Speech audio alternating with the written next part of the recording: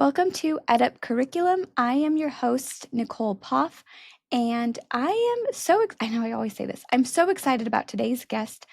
She is a dear former colleague of mine and just someone that I love running into regularly at kind of the conference circuits. So without further ado, Haley, can you go ahead and just tell us about yourself, your background, anything that really kind of led you to what you're doing and the work that you're involved in currently? Yeah, absolutely. Thanks for having me on your podcast, Nicole. I think the strategic approach you are using to contribute to the higher ed field is innovative. It's fascinating, so it makes me so excited to have this conversation. So I'm Haley Sampson.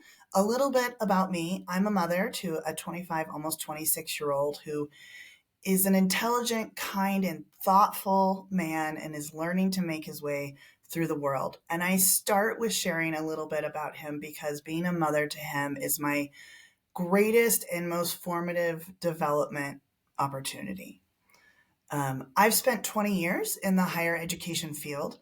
I like to say that I am a product of the product. And what I mean by that is that my personal and professional growth and development started in higher education while I was a single mother, working during the day at a higher education institution, and then attending class after work or online.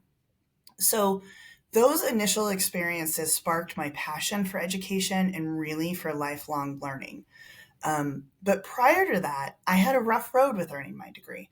I was not successful in my freshman year at a traditional institution and was politely asked to take a break after the first year.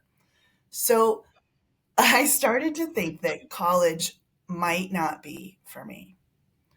But I watched my little brother graduate college and realized through his experiences that I just wasn't at the right college for me. So when I had the opportunity to work at a university, I found a place where faculty really saw me and my goals and nurtured and supported me to achieve those goals. So that experience inspired me to give back to students so that they could have the same experience.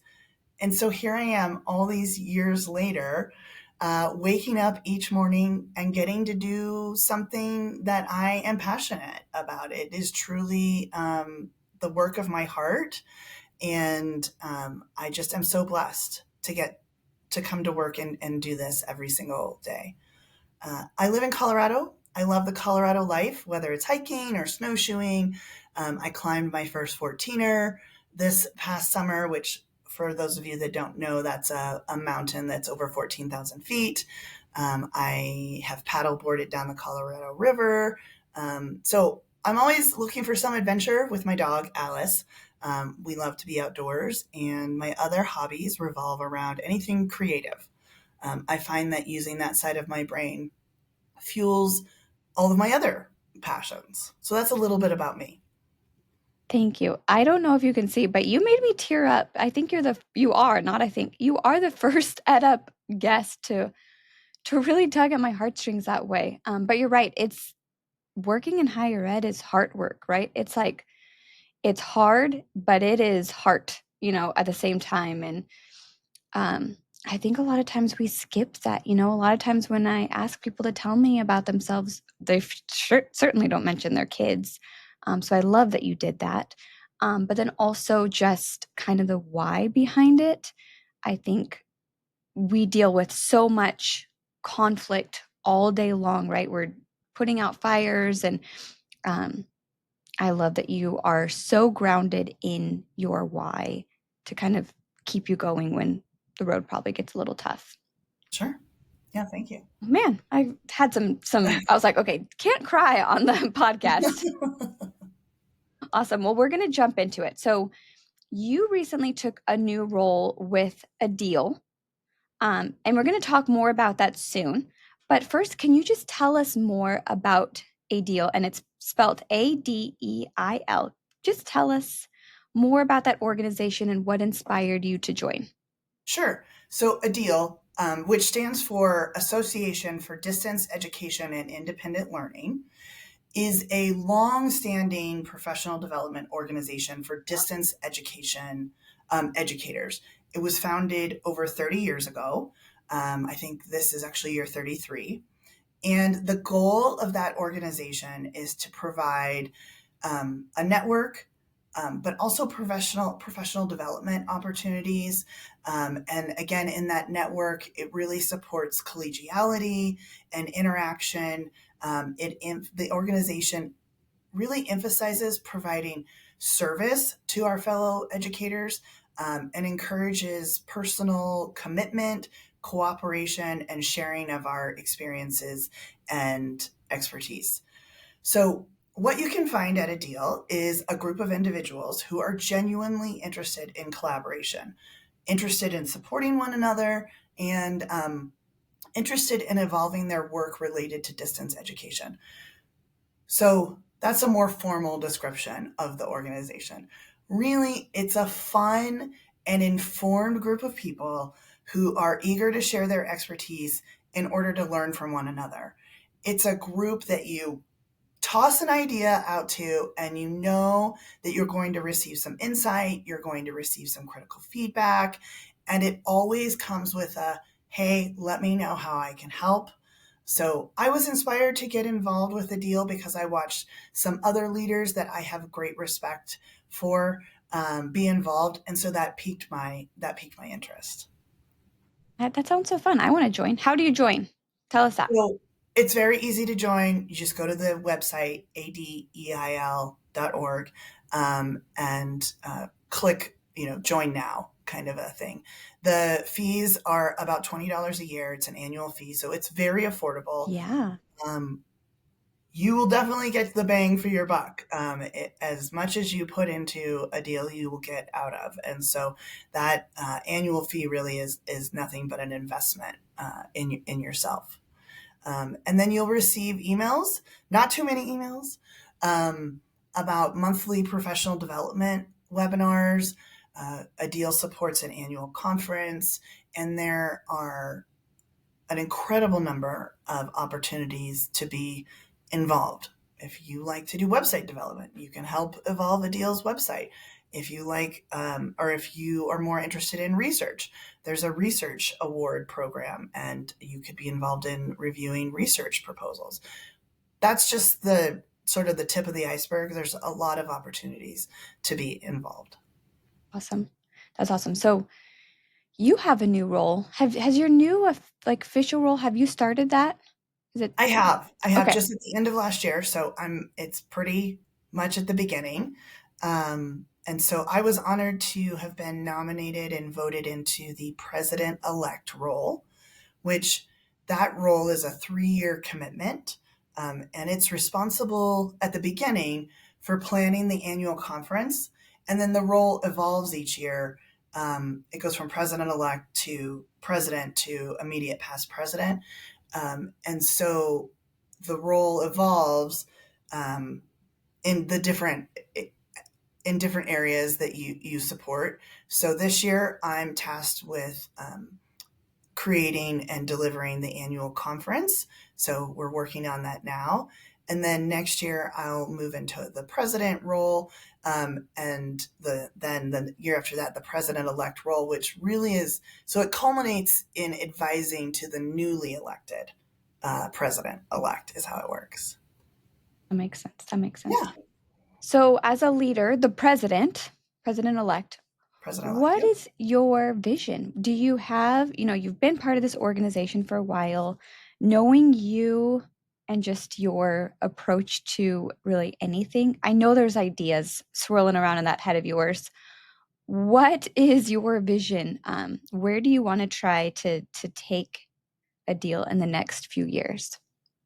That's a great question. Um, Adil is quite active with providing professional development opportunities to educators, but I still think there is so much potential. Adil is truly a gem. Like I said, it's very affordable to join, with annual dues being about $20, and it gives you access to such a diverse group of educators with demonstrated expertise in all facets of education, whether that's assessment, faculty support and development, teaching, DEI in education, curriculum design, scholarship and research. Really, there's no way I could list all of the areas of expertise in this organization. And so my vision is really to support and inspire these individuals to bring that level of collegiality to a wider audience. And as I mentioned before, right now my focus is on planning the 33rd annual conference that will take place on October 1st. So I'm just interested. Part of my leadership style is really listening to others. I'm very collaborative. Even my team knows I don't own the agendas for our meeting. As a simple example, we co-create our work, and so I'm just looking to a deal to co-create where we want to go in the future, and then use my leadership skills to make that vision come to life. So that's my aim for now. Love that. You're the engine. You're the engine that will help steer the not steer, propel? What does an engine Propel. do? Propel. You're not gonna Yeah. steer it, you're gonna help get them where the group wants the organization to go. I'm definitely gonna check it out. I had never heard of it until we popped on a call, a couple months ago, Mhm. but I'm continuing to see it kind of pop up in my LinkedIn feed now, so I know personally I plan to get more involved this year, and hopefully I think you made a good case for why others should as well. Great. Well, I look forward to hearing more about your experiences. Awesome. Okay, let's switch gears. So, something Okay. I forgot to mention about you is as I was writing these questions, right? I write questions for the guests ahead of time. There Mhm. was such a strong theme for you for just professional development all the way through. Everything that you were involved with just has this, I don't even want to say thread because a thread is so delicate. This was like a big piece of yarn, A so rope. yeah, a rope. Yeah, that's better. Um, Development is just in every single, when I look at your resume and just your background, every single thing is development. And I think that that really speaks to who you are and what you're trying to do for yourself, your kid, students, your Mhm. faculty, right? Through and through and through, development is you. Um, so you were involved in another leadership program through OLC, EILOL. I have to look at my notes. EILOL. How was that experience and what were some of your major takeaways? Um, yeah, I am an IELOL alumni, which is a well-known leadership program through the Online Learning Consortium. My journey to IELOL was a long one, but so worth it. You know, um, right when I started the program, COVID hit and there was some life going on. And, anyways, I am so proud to say that I am an IELOL alum. So, IELOL stands for Institute for Emerging Leadership in Online Education, in Online Learning. I almost said education. So, Institute for Emerging Leadership in Online Learning. Quite frankly, the experience through IELOL has been one of the most formative experiences of my career. You can think of being an IELOL alum like being in a room with incredibly motivated individuals who are dedicated and passionate about higher education. These individuals walk the talk. They don't just talk the talk, they walk the talk. They have the skills, the knowledge, and the expertise to bring about real change in the field of higher ed through innovation. IELOL members get it done. And so when you're in this room, everyone understands your work. They understand the different factors that are impacting your work. And so you can just jump in to a really deep and insightful dialogue with these individuals that you may not experience anywhere else outside of maybe perhaps the institution you're working for, but they bring their diverse perspectives, and so it's really a very unique perspective. I love that so much. I did the WASC ALA, the Okay. Accreditation Leadership Academy. And it Hmm. seems similar to what you're describing, but there's just something so special about being in a room with people who honestly just feel so much smarter than you, but they don't act smarter than you, right? There's not that like ego. They're just so smart. And you're like, I want to learn from you. I want to give you the problems that I'm facing and talk about them. And I know we're going to come out of this with a good solution, or at least a path to a good solution. So I'm a huge fan of these types of programs, which kind of leads to my next question. How do you think programs like EILOL are shaping the next generation of leaders in online learning? Sure. The entire model for IELOL is designed to immerse you along with your other colleagues, your other, really the other students in the program who are also leaders in higher education, to interact with one another on a national and international level. That's a really unique experience that you don't get to partake in that frequently on an international scale. You participate in a case study exercise that gives you the experience of formulating a strategy for defining a vision of the future of digital learning within your institution. So it's pick something that you want to work on. What do you want to accomplish? You work with a mentor, which my mentor was a vice chancellor of Colorado Community Colleges, which was an incredible experience.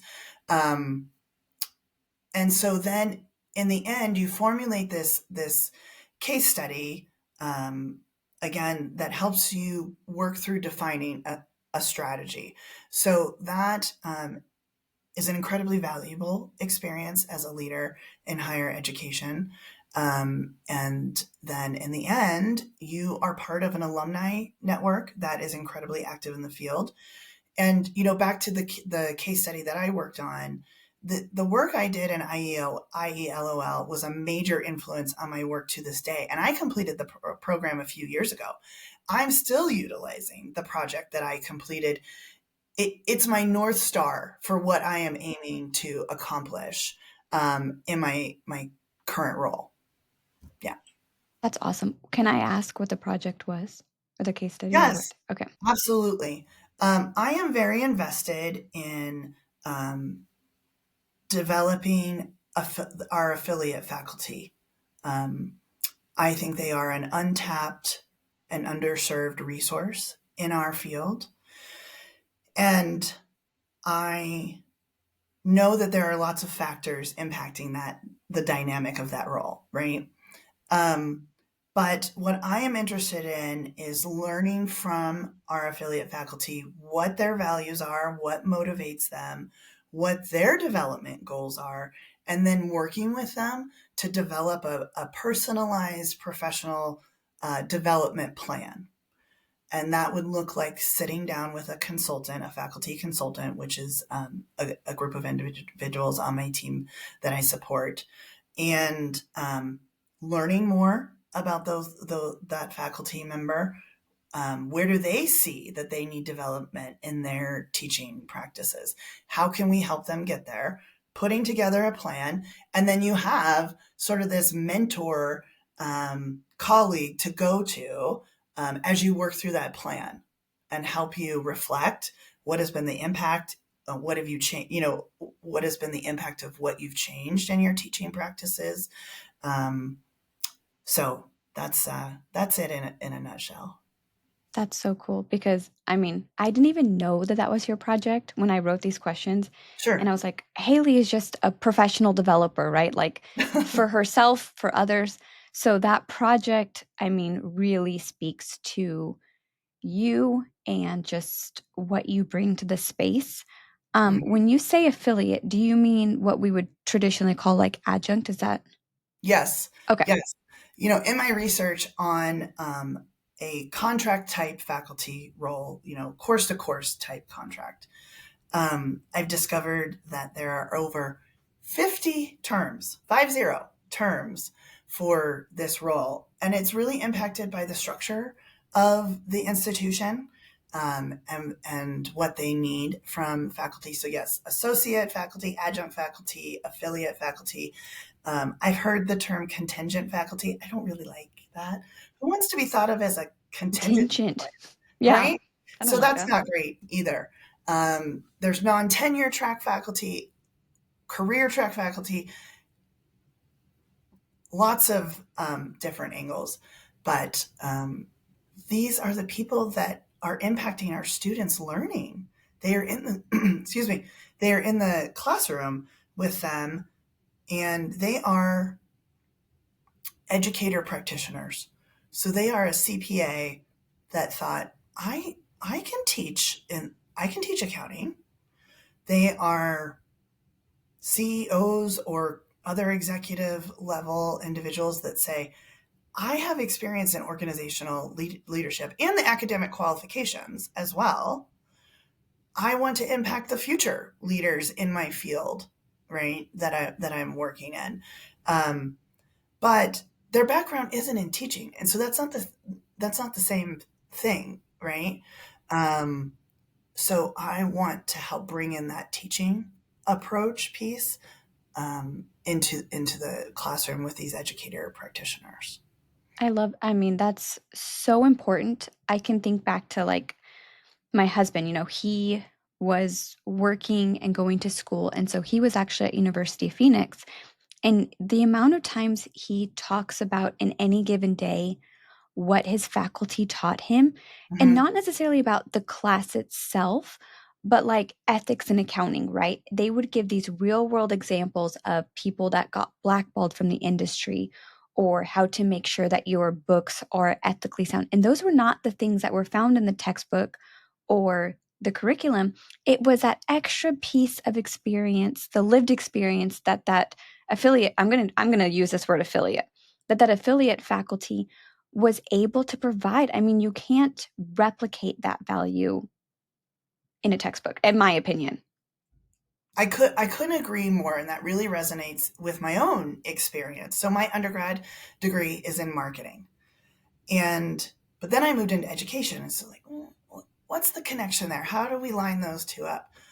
Well, what I was learning in the classroom is to go research your demographic, and so my demographic became the students and the faculty who were serving the students. And so, what do our students need out of our product? Um, at a very basic marketing level, you learn about product, price, and promotion. So, are we delivering affordable education to our students? And so, I use that marketing framework to figure out how to best serve students and faculty. That's amazing. That's And so, I amazing. would go to class at night, and then I would go back to the institution the next morning, and I would apply what I was learning in my courses to my students. Yeah. I love that. And I think in higher ed sometimes we get nervous about these businessy phrases, right? Like we don't want to say we are a business. We don't want to call students customers or consumers. But I mean, at the end of it, this is a product, right? Our Mhm. classrooms, the experience, the interactions with the faculty, that is a product. Um, and you're doing such important work. I am I'm one of these weirdos who's on, have you heard of Reddit? Yes. Like, okay, I'm on Reddit all the time. This is going to sound like I'm an insane person. And I'm looking at what college students are like complaining about. It's weird. I'm fascinated by what trends on Reddit college students are saying. Like, what is really making them angry? And so much of it is around their relationship with the faculty and their perception of how faculty are treating them or how faculty are, acting within the class or the fairness or the unfairness, right? So many issues um, boil down to that faculty relationship. There's people who are like, I feel I feel like I can't email my professor. I have a problem and I feel like I can't even email them. What can I do? And I'm like, that's wild. That's wild to me that there are Mhm. students who feel like they can't email their instructor. That's like, again, going back to that basic level, right? You should always feel that way. So, okay, I I didn't promise you we'd stay on topic here. We've gone a little bit off, but this is really important. It is. It's really important, and I feel like a lot of schools are kind of going this way of utilizing affiliate faculty more, right? And then as they move online, they're adopting more of this kind of centralized curriculum where one class is built and then the multiple affiliate faculty teach it. For you and I, this is not a new model at all. We've lived in this world for a very long time. But for a lot of the traditional schools, this is a brand new world, right? They're very used to, we have a faculty member who makes the class and then they revise it every term, rinse and repeat every single semester. Mhm, mhm. Something that I continue to say is as we're building this centralized curriculum, how are we thinking about the faculty who will be teaching it, right? Like we think about the students who are taking it, but on the other side, how are we thinking about the faculty who will be teaching it, especially in that affiliate model? So, as schools are looking to develop more of that centralized curriculum, how might they consider the needs of our affiliate faculty in the design of the curriculum? Yeah, that's a great question. So I recently did some research into the increase in, I will call it the dependency on affiliate faculty, like you were saying. And the numbers around this are wild. The National Center for Education Statistics tells us that um, affiliate faculty have experienced an 86% increase in employment since 1970. Um, Kazar and Sam shared that affiliate faculty are are 3 out of 4 represent 3 out of 4 new faculty appointments, and this is where we start to get a little bit dicey with the word affiliate and appointment and non tenure track. And but one of the studies I read from 2019 by Snyder, Debray, and Dillow said that affiliate faculty make up nearly 50% of college faculty. So all that to say, your question is a really important one because the shift from the model that you described of a faculty who their expertise, their study, their background is in anthropology. And so they're creating an anthropology course, and that is, um, and so that is the main purpose of their work. The model is shifting. I don't think I would be too out of line to say that it really has shifted based on my own perspectives and experience in higher ed. Um, and so we need to really think about intentionally bringing in our affiliate faculty's expertise into the design, right?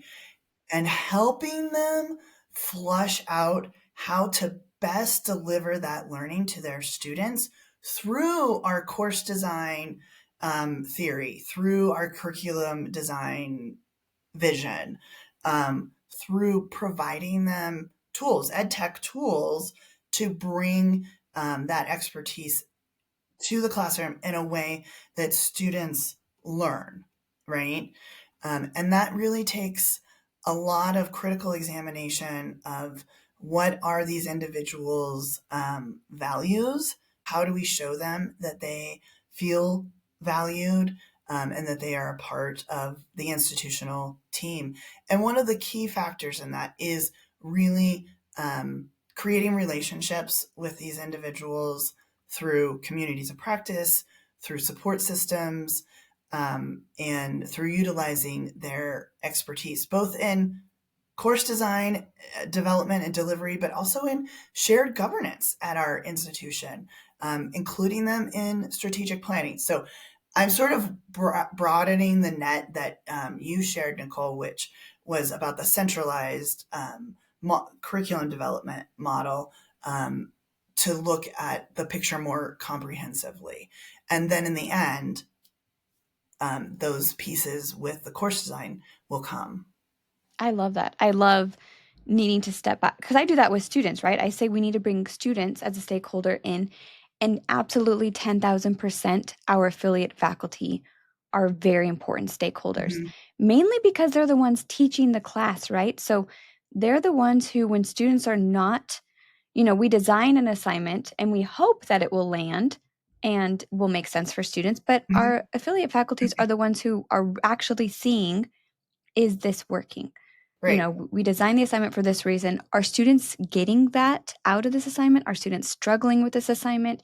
And so we need their constant feedback because they are the closest to our students. I would say, even especially if you had like a SME develop the course, Mhm. you have these faculty, your affiliate faculty teaching it, they are the ones closest to the students and can make those revisions for us. Um, I also say too, if I have an affiliate faculty and let's say they've carved out 5 hours a week for our institution Mhm. because they're working in their field, they're busy, maybe they work for other schools as well. If I know that they have 5 hours for us, do I want them grading busy work that really isn't meaningful? Or is it more valuable that those 5 hours are spent giving really good, solid, formative feedback in their industry advice, right? Like, to me, that seems the way that we go, but it feels like we haven't gotten there yet. It feels like there's still just a lot of busy work. And we're like, okay, you have 5 hours, you got to grade all these papers, got to check all these boxes, and now you're on to the next week, right? Right. Right. It's such an important point, Nicole, because you were talking about the assignment and our students struggling with a specific assignment. How can we work with our affiliate faculty to improve the design of that assignment, right? Again, zooming back out, how are we informing our affiliate faculty of our program learning outcomes and our institutional learning outcomes? Because if they aren't informed about those different aspects, how can they tell us if our students are coming prepared into their course with the knowledge that they need that they should have gained earlier on in the program, right? And so communicating that out to communicating those outcomes to our affiliate faculty and then setting up a structure to gather their insight and feedback not only helps them, it helps them feel perhaps like they are part of the team, but it helps us deliver improved course design and learning to our students. Absolutely. I love this. And I think this is a really important conversation because a lot of times when I'm in a meeting, the core faculty are the ones there, right? They represent the course. Um, and I personally hadn't really considered, like, yeah, we need some more affiliate faculty in those conversations to give their, perspective. And that probably, yeah, makes them feel like they belong to the university more than just being, I don't want to say like a cog in the wheel. That's bad, but I feel like it's probably pretty easy to feel that way when you're an affiliate faculty at any university. Mm-hmm. I think it's okay to say use the cog in the wheel analogy, Nicole, because quite frankly, in the research that I've done about what our affiliate faculty feeling, their sentiments that they're sharing really align with that analogy and that they're looking for more. They're looking for more to be able to contribute more, to be more a part of the community, and that they want to be respected and included for because of their expertise. So And you're doing it. You are, I mean, this is like meaningful work, Haley. it is This isn't just slapping together a CETL and calling it good enough, right? right. You are really looking at this from a very meaningful way of how do we talk about sense of belonging a lot for our students, Hmm. but sense of belonging for our faculty is an equally important conversation. I at my kids' school, I am the PTO vice president, and I love to pour into our teachers because I feel like if our teachers feel like they're cared for and supported, then that's going to trickle down to the students and my kids, right? It Um, does. Faculty is no different. If the faculty feels supported and cared for and loved, then surely that trickles down to our students. And your university actually has a very unique, this is not part of my questions, but you guys have a very unique kind of philosophy. You know where I'm going with this, right? The culture of care. Culture of care. Um, I love talk about that for just a minute because when I saw you guys presented this at a conference, the culture of care, it's good. It's really good. So would you talk about the culture of care for a little bit? Well, I hope I can do it justice.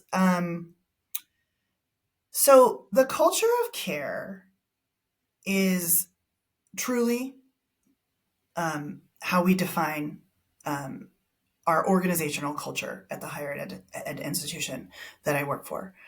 Um, because what we recognized is that students need lots of things, for lack of a better term, in order to be successful in achieving their goals. So, do they need experts in the classroom? Yes. Do they need courses that are designed to support their learning? Yes. Do they need accessible resources? Yes. And you can probably see where I'm going. There's lots of things. Do they need support when they have life challenges? Yes, absolutely.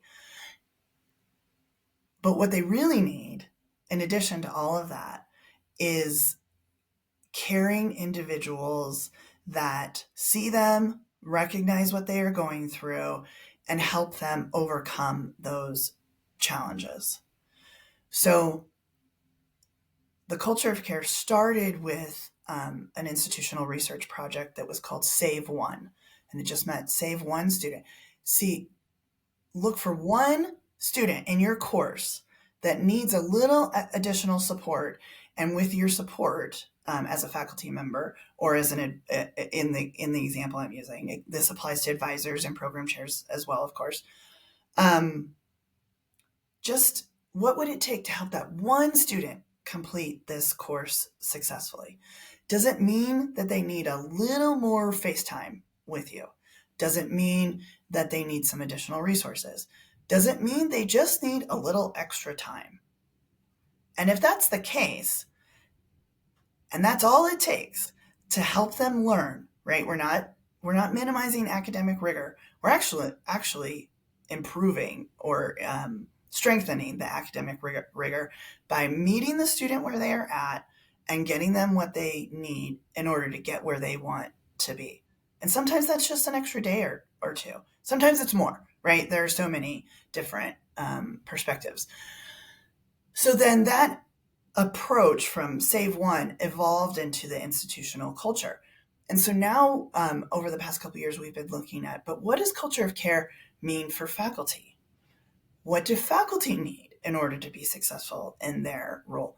They're humans. I'm a human. What do I need as an individual, as a team member in the institution to be successful in my role? And so the culture of care has evolved from just looking at, not just, but only looking at students in the classroom to staff to faculty. And it really drives the way that we work together. So I also sit on the Culture of Care Council for the institution. And so my pitch for Culture of Care is that the care actually stands for communicate, advocate, respect, and empower. And those are the actions, you could even call them competencies, that we use to drive our work with one another and with students to support students. So, and it's shaped institutional policy. It's shaped our hiring practices. It's really a phenomenal philosophy. I love it. And I think, there were a couple things you touched on. A was this idea that rigor, if we're flexible, then we reduce our academic rigor. Mhm. And that's like you said, they're not competing against each other. They can be complementary to each other. If we are flexible in our approaches, especially when students had a bad day or they had a bad week or they had a sick kid, right? Like Mhm. that doesn't reduce the quality of our course. It just shows our students that we're humans and we care about them too, right? Um, but I think on the faculty side and the staff side, to work for an organization where care is at the core and not an afterthought, Right. I mean, wild. radically different. And I love that approach. So thank you for sharing that because I know that I kind of threw you on the spot with that one. Absolutely. And, for anyone interested in learning more, we do a Culture of Care Summit annually. And so happy to share some information about that. And just really excited for the future of this philosophy and its impact on our institution. I didn't know that. Send me that information too. Yes. That leads me actually to the next question, which is you run every year a conference, a teaching and learning conference. Every year you run this. You are the engine behind this conference. What tell us about the conference? What makes it unique? It's virtual. It's anyone can attend, right? Even from outside of your institution. So yeah, tell us about it. What makes it unique and what do you hope participants walk away with? Sure. So the annual Teaching and Learning Conference, I am honored. I did not create this conference. My colleague Kate Johnson created the conference along with Morgan Johnson, and I've just been honored over the last several years to have been, brought into the whole dynamic, and then evolve my role to where I'm the chair, of the conference. So I think what is unique about the annual Teaching and Learning Conference is that it creates a mini learning community across the 3 days of synchronous sessions. There are many asynchronous opportunities to be involved. So, a couple weeks before the conference, we launch our conference app, and you can start interacting with attendees right away. And that engagement opportunity goes 60 days. You can interact, you can continue to interact with attendees 60 days past the conference. So my point in saying that is you really have an opportunity to immerse yourself in this learning community, to learn more about the other attendees, connect, and create partnerships, create collaboration, right? So every year we have a theme. Excuse me, I guess I've been talking too much. Every year we have a theme, and our proposals revolve around that theme. And we've found that that really helps focus our conversations, helps focus on finding solutions to different challenges that we are dealing with. And then, as you shared, anyone is welcome to attend the annual Teaching and Learning Conference. It is free to attend. So that is in alignment with the institutions. The institution I work for is an open access institution. So we do that intentionally to align with our mission. And this past year, we're looking at over 900 attendees for this conference That's annually. awesome. Over 200 higher education institutions or organizations affiliated with higher ed attended. And that's an incredibly diverse community, right? This coming year, we are incorporating more specifically, or more intentionally is the word I'm looking for, a focus on early childhood education. And so you can look for that with the annual Teaching and Learning Conference, which we call TLC for short. Those are awesome stats because I don't think we shared this, but I used to work at the same institution as Haley. Mhm. Um, and those were not the stats I don't even know how long it's been since I've been there, but those were not the stats back then. So that is really impressive to just see other institutions latching on and being part of what was, like you said, kind of an idea by Kate and Morgan, um, has turned into a meaningful contribution to the field. Yes. We have That's attendees, international, that, quite frankly, we look forward to hearing from them each year. How are things going in your part of the world?